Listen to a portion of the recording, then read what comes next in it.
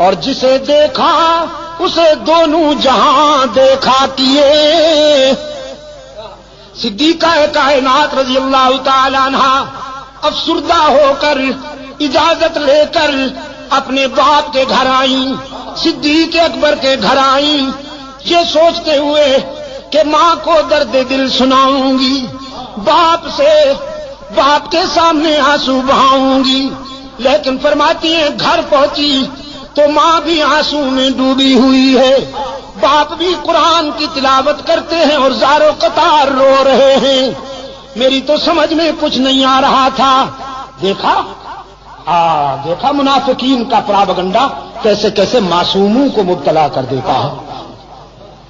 فرماتی ہیں سمجھ میں کچھ نہیں آ رہا تھا کہ میرے گھر کیا قیامت ٹوٹ گئی۔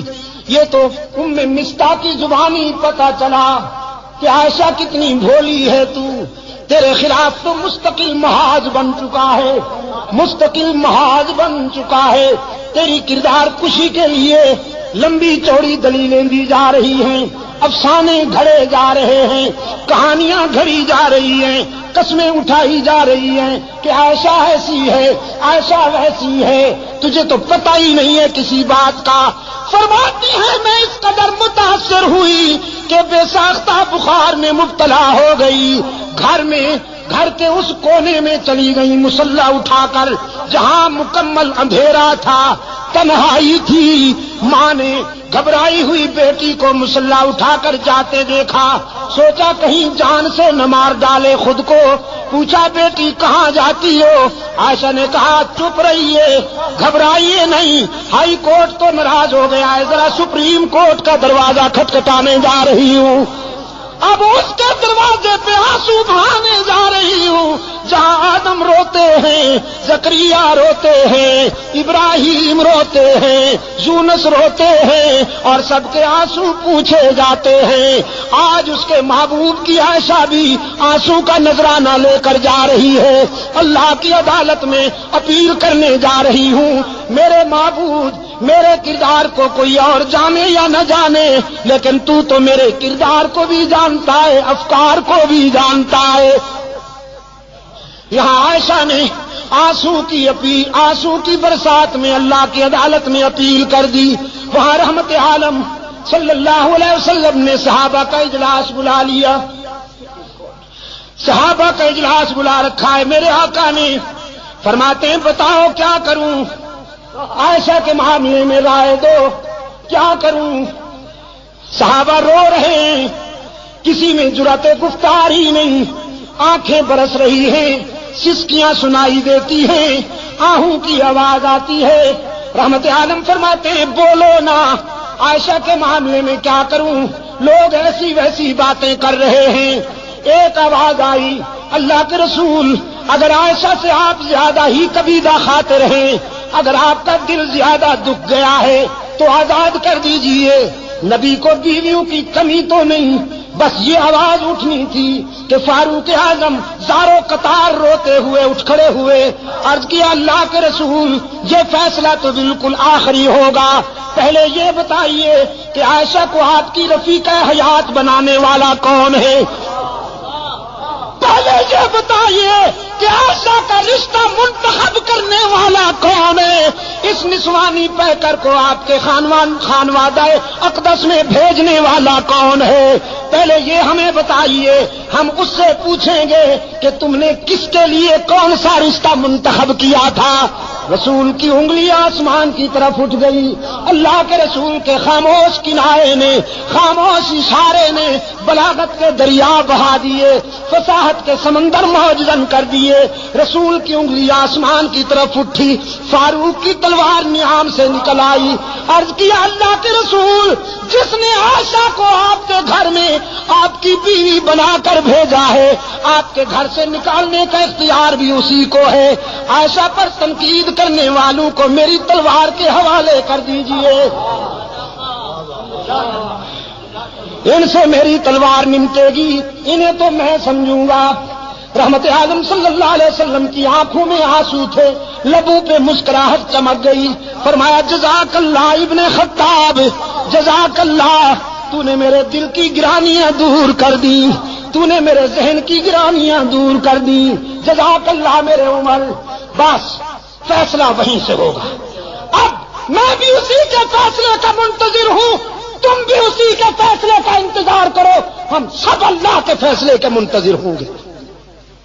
یہاں سے نعرہ تکبیر، نعرہ تکبیر، اسلامی انقلاب، شان صحابہ، شان صحابہ، مولانا عبد المجید شاہ ندیم، مولانا ضیاء الرحمان فاروقی، حضرت مولانا محمد ایوب جان پنوری، چترال کے غیور عوام، مجاہدین افغانستان،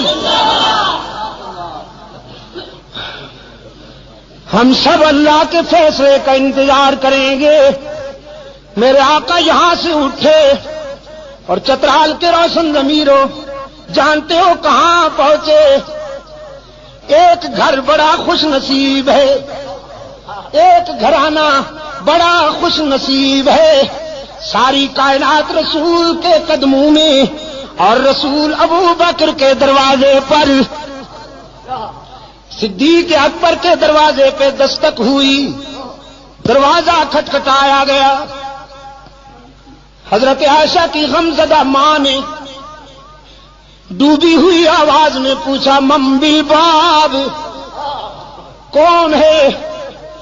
ہمارا دروازہ کھٹکھٹانے والا کون ہے؟ بس چھوڑ دو ہمیں اپنے حال پر، ہمیں کیوں ستاتے ہو، ہمیں کیوں تڑپاتے ہو، ہمیں اپنے حال پہ رہنے دو۔ باہر سے کوثر و تسنیم میں دھلی ہوئی آواز بلند ہوئی، ابو بکر کے گھر والوں دروازہ کھولو نا، تمہارے دروازے پہ آسمان رسالت کا سراج منیر آیا ہے، عبداللہ کا یتیم آیا ہے، محمد عربی آئے ہیں، دوڑتی ہوئی آئی ہے۔ حضرت عائشہ کی والدہ دروازہ کھولا، رحمت عالم صلی اللہ علیہ وسلم کو دروازے پہ موجود پایا، عرض کیا اللہ کے رسول آپ، صبح صادق طلوع ہو گئی، شام غم کو سویرا مل گیا۔ رحمت عالم صلی اللہ علیہ وسلم نے فرمایا باقی باتیں بعد میں، پہلے یہ بتاؤ میری عائشہ کہاں ہے؟ عائشہ کہاں ہے؟ اور حضرت عائشہ فرماتی ہیں میں اپنی والدہ اور اپنے آقا کے الفاظ سن رہی ہوں، میرے دل نے تقاضا کیا کہ اٹھوں اور دامن رسول سے چمٹ کر جی بھر کے رو لوں، سارے دل کا بوجھ اتار دوں، لیکن پھر میرے ضمیر نے میرے قدم روک لیے۔ کہاں جاتی ہو؟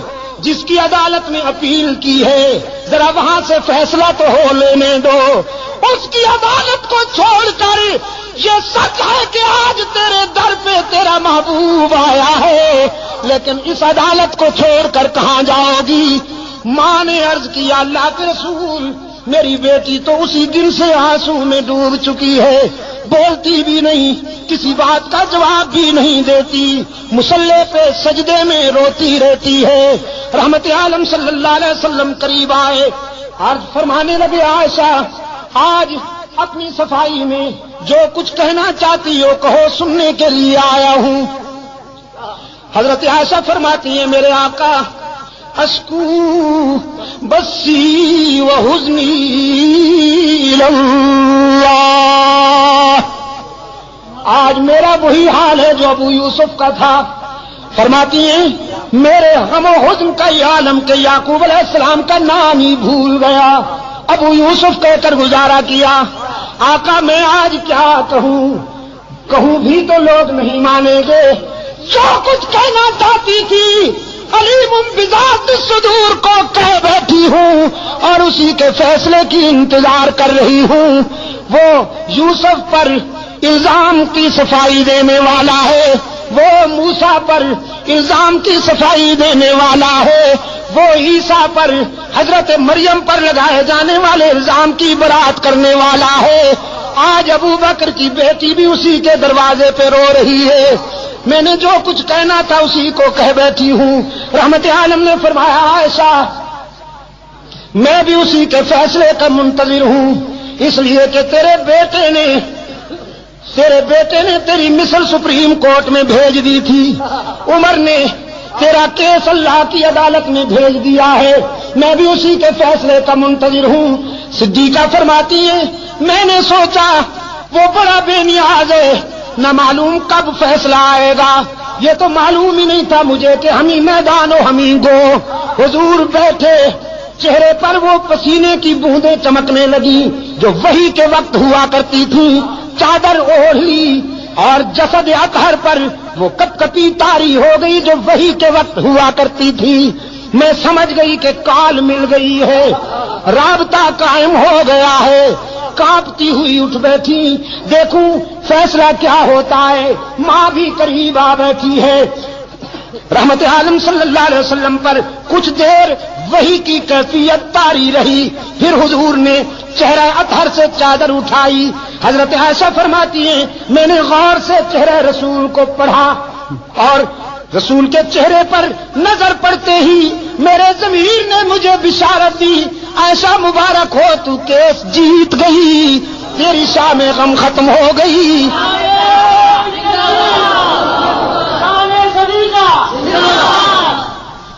اس لیے کہ رحمت عالم صلی اللہ علیہ وسلم کے چہرے پر غم و حزن کے آثار غائب تھے، راحت و مسرت کا سویرا چمک رہا تھا۔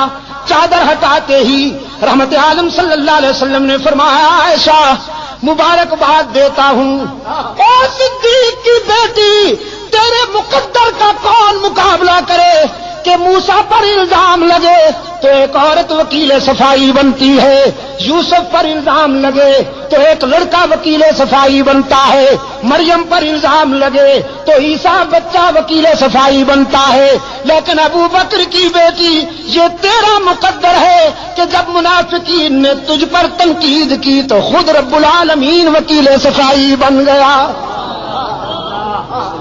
خود رب نے تیرے کیس میں وکالت کی ہے۔ اور قرآن اترا الخبیثات للخبیثین والخبیثون للخبیثات والطیبات للطیبین والطیبون للطیبات اولئک مبرؤون مما یقولون لهم مغفرۃ ورزق کریم۔ اور میں حضرت شیخ الحدیث مدظلکم میں اسی موڑ پر کہا کرتا ہوں اور اللہ سے دعا کرتا ہوں کہ حشر